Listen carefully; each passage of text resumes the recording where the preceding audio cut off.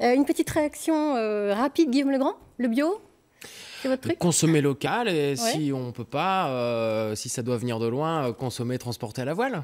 Pourquoi pas? Ok, très bien. Alors, Et très bien, non, le Justement. Léon est une tradition bretonne formidable. On pense aux Johnnies, on pense à cette histoire intrinsèquement liée aussi de la mer et de la terre quand on pense Léon, Morlaix, etc.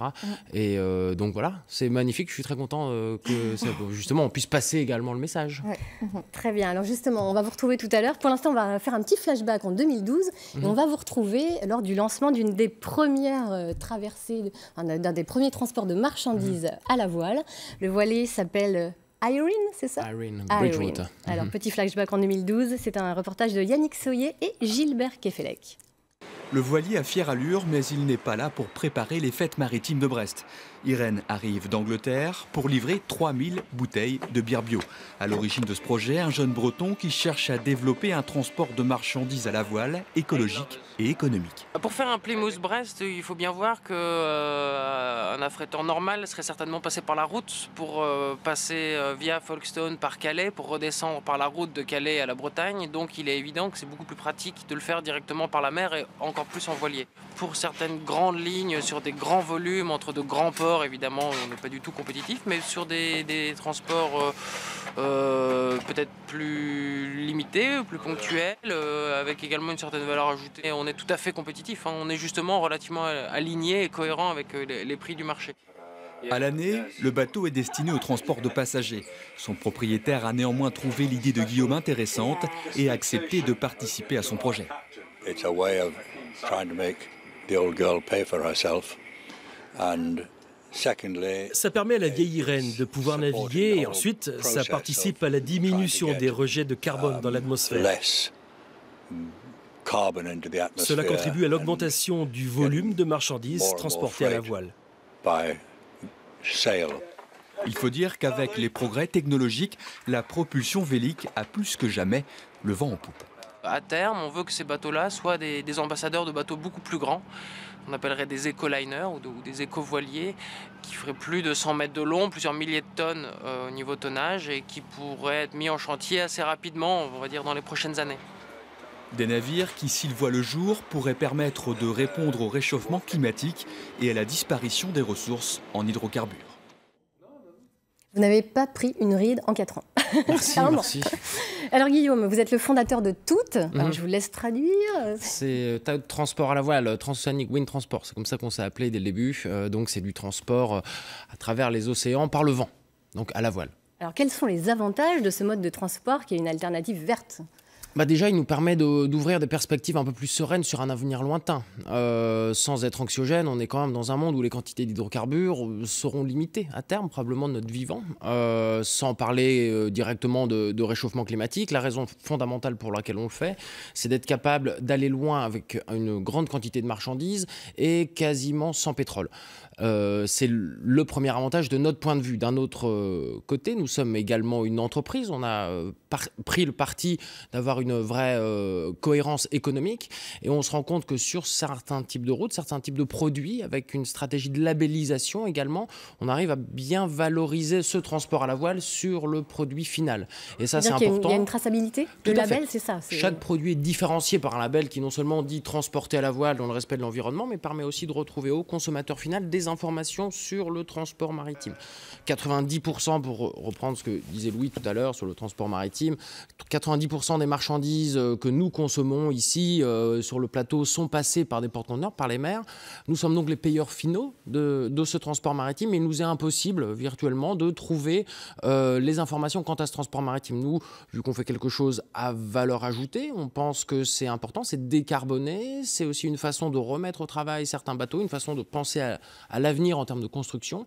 On certifie les produits avec donc, ce numéro de certificat qui permet de retrouver en toute transparence la trace GPS, les fichiers météo, le journal de bord, les photos et l'index CO2 économisé. Est-ce que c'est rentable ? C'est la question terrible, mais on est obligé de le transport en général, le transport maritime en particulier, globalement, moins c'est cher, mieux c'est.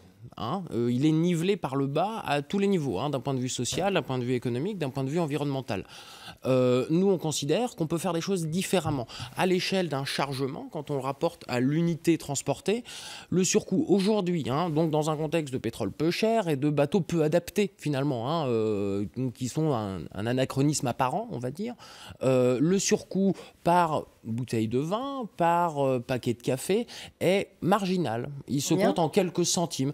Récemment, nous ramenions 8000 bouteilles de vin depuis Porto jusqu'à Douarnenez. Par rapport à un camion, on était à l'échelle d'une belle bouteille de vin bio de l'ordre de 10 centimes avec le label dessus.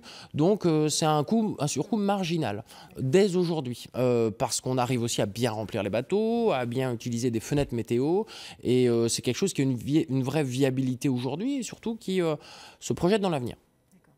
Alors, qui sont vos clients ?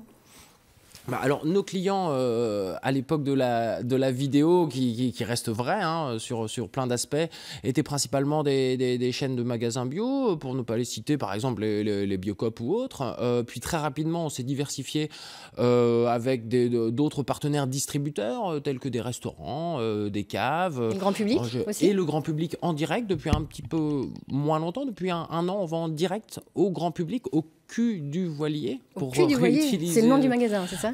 Notamment, ou même quand les bateaux étaient là. On déploie également durant les escales à Bordeaux, à Nantes, à Saint-Malo, un petit étal, un barnum sur lequel on peut présenter, goûter les produits, etc. Et puis là, donc, on a ouvert un petit magasin. On peut acheter en ligne également des marchandises qui ont traversé l'Atlantique. On considère qu'on peut les vendre en ligne à l'échelle de l'Hexagone pour des envois par la poste, par exemple. Et donc, on a des clients distributeurs, on a des clients directs, et puis on a là donc des clients qui nous achètent également du transport et le label qui va avec. Donc, ce ne sont pas nos marchandises, mais on propose un service, donc et non plus une marchandise. Et les projets, alors dites-nous, qu'est-ce que c'est ? On continue de travailler à des affrètements, à des co-armements. On vient d'ouvrir donc le Portugal.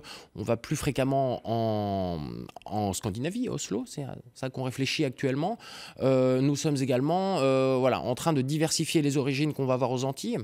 Donc République dominicaine, Saint-Domingue et Marie-Galante en Guadeloupe. On réfléchit également à aller un petit peu ailleurs. On réfléchit 2017 à l'Amérique du Nord. On voit aussi de lignes. Alors ces bateaux existants qui sont centenaires hein, pour la plupart, qui sentent le bois et le goudron et qui nous permettent aujourd'hui d'avoir une capacité immédiate et qui restent des outils extrêmement efficaces. On réfléchit peut-être à l'avenir puisqu'on a des demandes aujourd'hui qui surpasse clairement notre capacité.